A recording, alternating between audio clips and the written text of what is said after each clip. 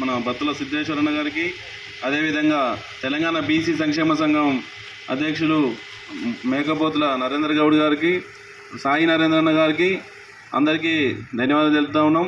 ఈ చట్టసభల్లో రిజర్వేషన్లకై, చట్టసభల్లో బీసీలకు రావాల్సిన వాటాకై పోరాటానికై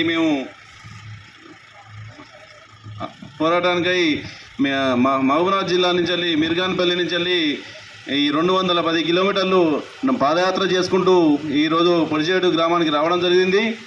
ఈ పొడిచేడు గ్రామం రావడానికి ప్రధానమైన కారణం ఏంటంటే, ఇక్కడ శ్రీకాంతాచారి తెలంగాణ మలిదశ ఉద్యమంలో శ్రీకాంతాచారి ఆయన ఒంటిపై పెట్రోల్ పోసుకొని తెలంగాణ ఉద్యమంకై ఆయన ప్రాణాదులేండు.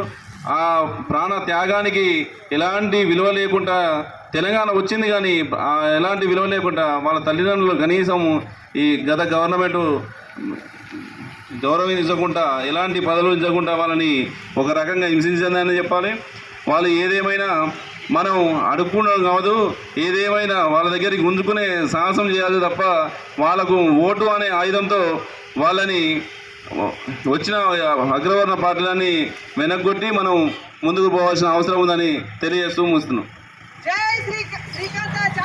జోహార్ జోహార్ జోహార్ జోహార్ శ్రీకాంతాచారి జోహార్ జోహార్ స్ఫూర్తిగా చట్టసభల్లో బీసీ మాట సాధిద్దాం